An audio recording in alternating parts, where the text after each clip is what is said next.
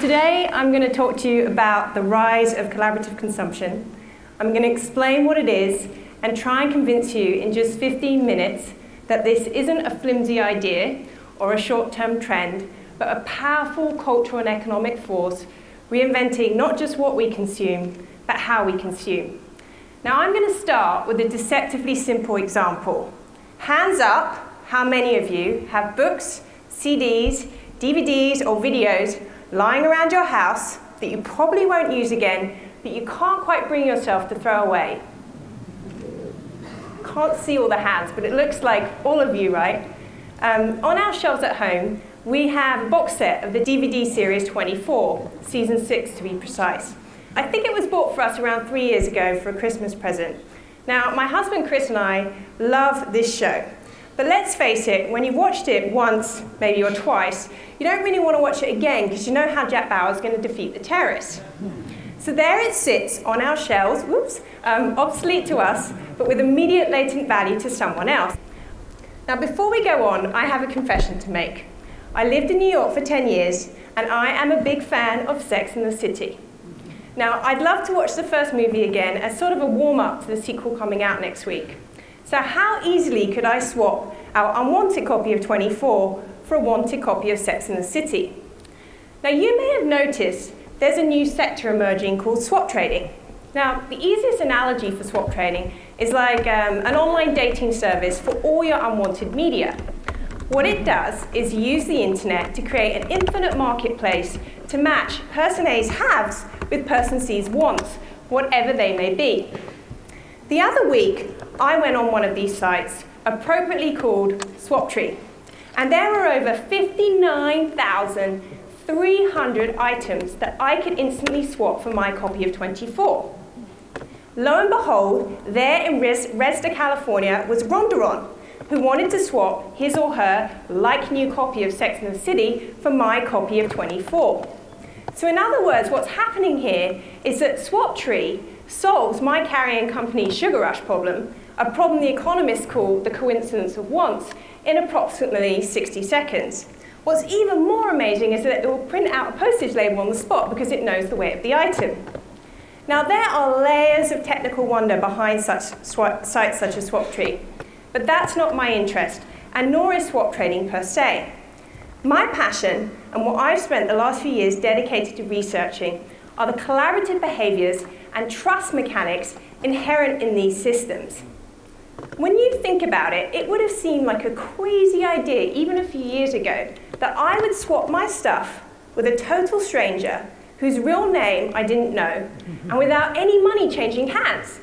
Yet 99% of trades on Swaptree happen successfully, and the 1% that receive a negative rating is for relatively minor reasons, like the item didn't arrive on time. So what's happening here? An extremely powerful dynamic that has huge commercial and cultural implications is at play. Namely, that technology is enabling trust between strangers. We now live in a global village where we can mimic the ties that used to happen face to face, but on a scale and in ways that have never been possible before.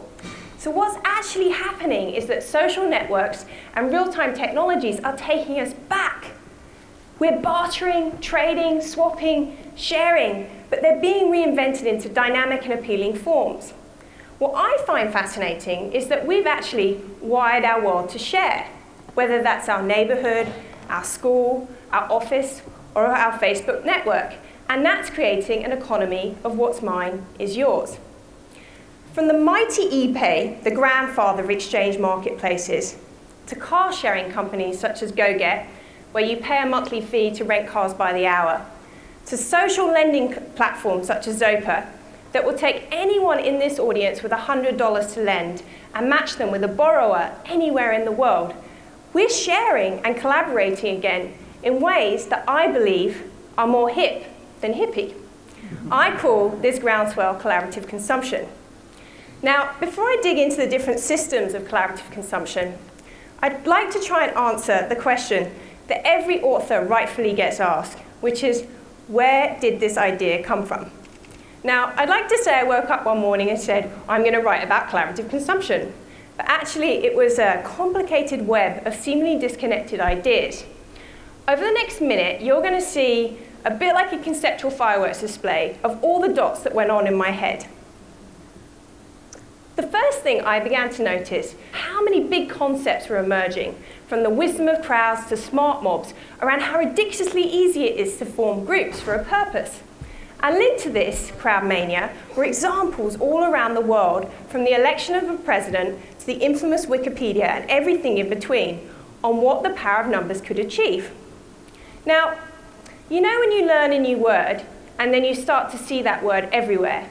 That's what happened to me when I noticed that we are moving from passive consumers to creators to highly enabled collaborators.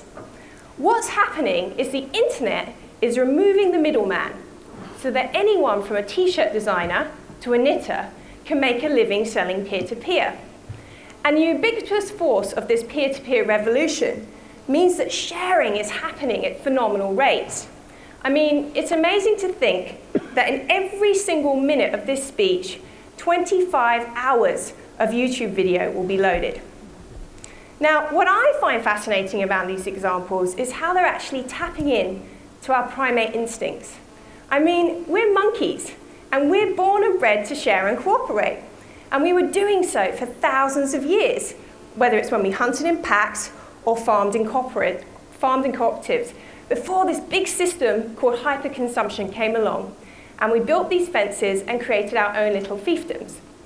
But things are changing, and one of the reasons why are the digital natives, or Gen Y. They're growing up sharing files, video games, knowledge. It's second nature to them. So we, the millennials, I am just a millennial, are like foot soldiers, moving us from a culture of me to a culture of we. The reason why it's happening so fast is because of mobile collaboration. We now live in a connected age where we can locate anyone, anytime, in real time, from a small device in our hands. All of this was going through my head towards the end of 2008, when, of course, the great financial crash happened. Thomas Friedman is one of my favorite New York Times columnists, and he poignantly commented that 2008 was when we hit a wall, when Mother Nature and the market both said, no more. Now, we rationally know that an economy built on hyperconsumption is a Ponzi scheme. It's a house of cards, yet it's hard for us to individually know what to do. So all of this is a lot of twittering, right? Well, it was a lot of noise and complexity in my head until actually I realized it was happening because of 4 key drivers. 1, a renewed belief in the importance of community and a very redefinition of what friend and neighbor really means. A torrent of peer-to-peer social networks and real-time technologies fundamentally changing the way we behave. 3, pressing unresolved environmental concerns. And 4, a global recession that has fundamentally shocked consumer behaviors. These 4 drivers are fusing together and creating the big shift, away from the 20th century defined by hyperconsumption towards the 21st century defined by collaborative consumption. I genuinely believe we're at an inflection point where the sharing behaviors through sites such as Flickr and Twitter that are becoming second nature online are being applied to offline areas of our everyday lives.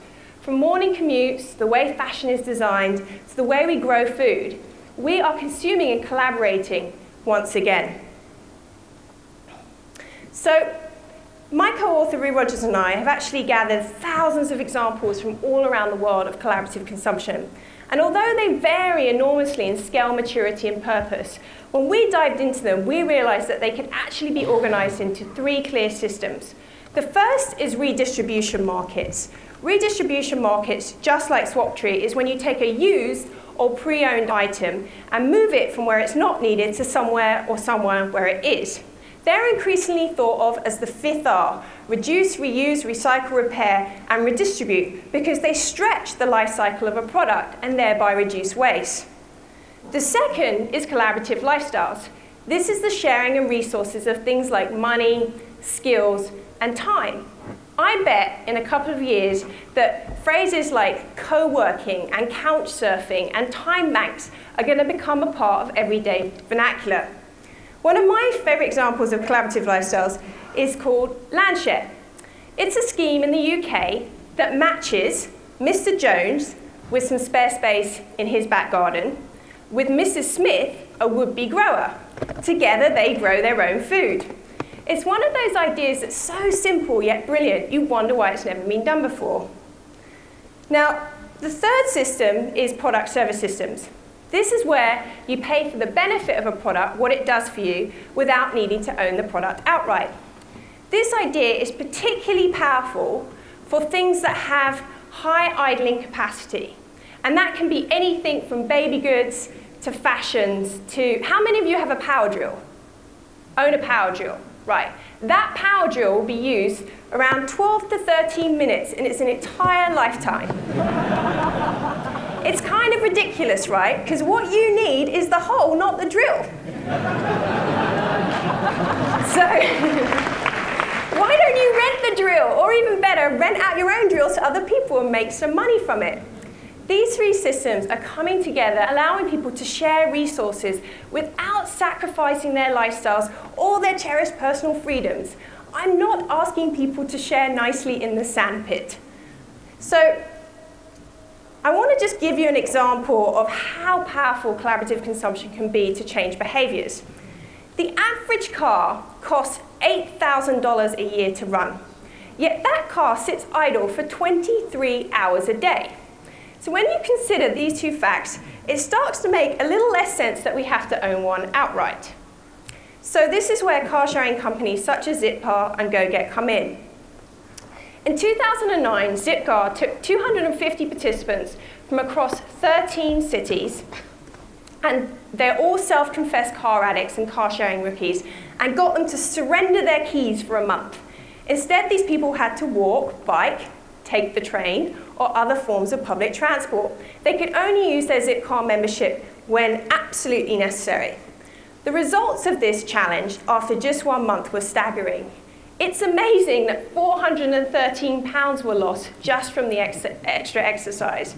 But my favorite statistic is that 100 out of the 250 participants did not want their keys back. In other words, the car addicts had lost their urge to own. Now, product service systems have been around for years. Just think of libraries and laundrettes. But I think they're entering a new age because technology makes sharing frictionless and fun. There's a great quote that was written in the New York Times that said, sharing is to ownership what the iPod is to the 8-track, what solar power is to the coal mine.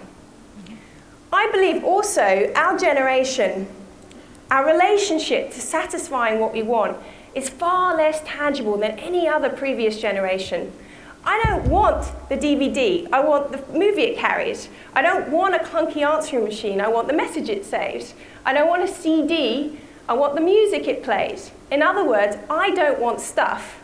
I want the needs or experiences it fulfills.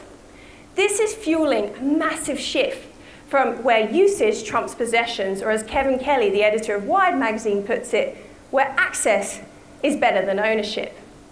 Now, as our possessions dematerialize into the cloud, a blurry line is appearing between what's mine, what's yours, and what's ours. I want to give you one example that shows how fast this evolution is happening. This represents an 8-year time span. We've gone from traditional car ownership to car-sharing companies, such as Zipcar and GoGet, to ride-sharing platforms that match rides, to the newest entry, which is peer-to-peer car rental, where you can actually make money out of renting that car that sits idle for 23 hours a day to your neighbor. Now, all of these systems require a degree of trust, and the cornerstone to this working is reputation. Now, in the old consumer system, our reputation didn't matter so much because our credit history was far more important than any kind of peer-to-peer review. But now with the web, we leave a trail. With every spammer we flag, with every idea we post, comment we share, we're actually signaling how well we collaborate and whether we can or can't be trusted. Let's go back to my first example, SwapTree. I can see that Rondaron has completed 553 trades with a 100% success rate. In other words, I can trust him or her. Now, mark my words, it's only a matter of time before we're going to be able to perform a Google-like search and see a cumulative picture of our reputation capital. And this reputation capital will determine our access to collaborative consumption. It's a new social currency, so to speak, that could become as powerful as our credit rating. Now, as a closing thought, I believe we're actually in a period where we're waking up from this humongous hangover of emptiness and waste. And we're taking a leap to create a more sustainable system built to serve our innate needs for community and individual identity. I believe it will be referred to as a revolution, so to speak, when society, faced with great challenges, made a seismic shift from individual getting and spending towards a rediscovery of collective good. I'm on a mission. I'm on a mission to make sharing cool. I'm on a mission to make sharing hip, because I really believe it can disrupt outdated modes of business, help us leapfrog over wasteful forms of hyperconsumption, and teach us when enough really is enough. Thank you very much.